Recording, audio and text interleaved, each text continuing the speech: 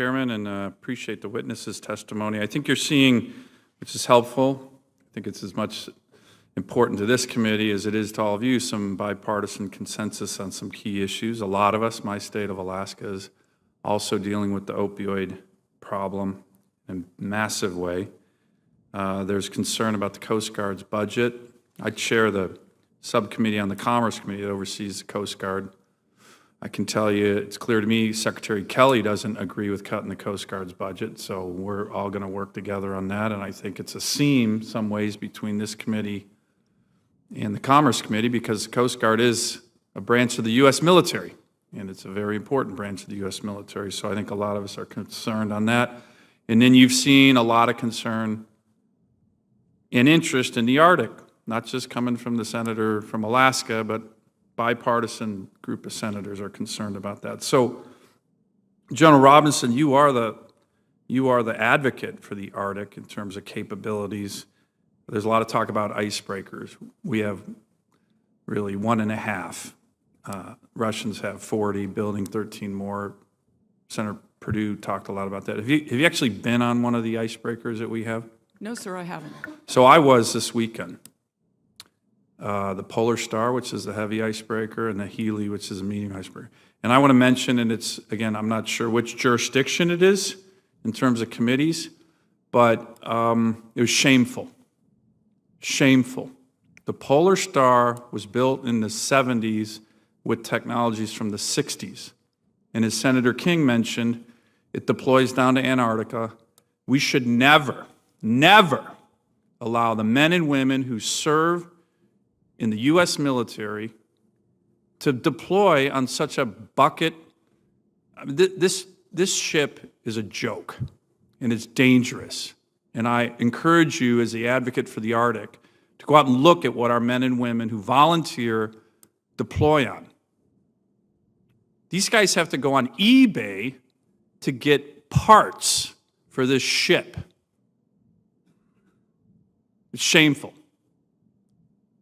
We should not have the men and women of the Coast Guard deploying on such an unseaworthy vessel, and we need to do something about it.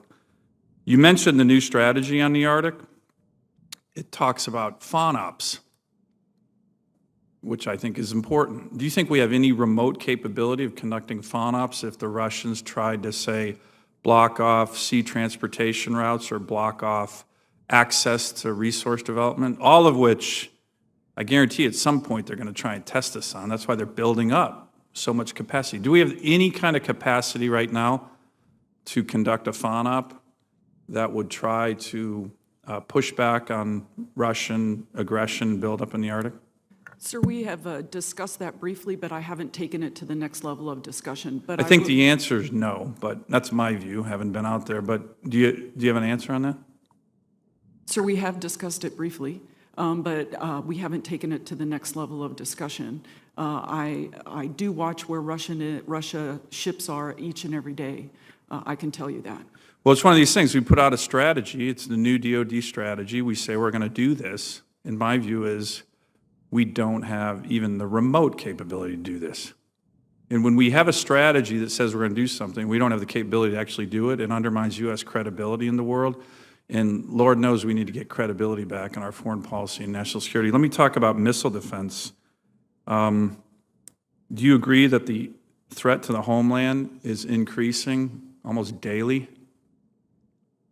I think that Kim Jong-un very much wants to reach out and touch the homeland. So General Hyten said February 11th was a real important date, a bad date, with regard to the security of the continental United States and Kim Jong-un's capability because they tested solid fuel rockets.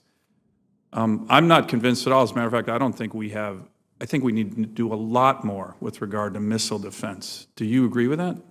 Sir, given the budget where we are today in today's budget and the strategy that we have of making our sensors better and making our kill vehicles better is the right strategy.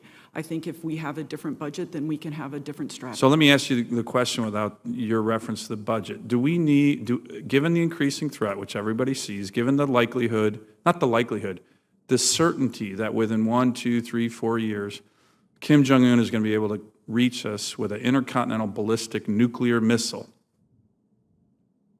don't worry about the budget. Just give me your military answer. Do you think we've done enough? Are you satisfied where we are on missile defense right now for our nation?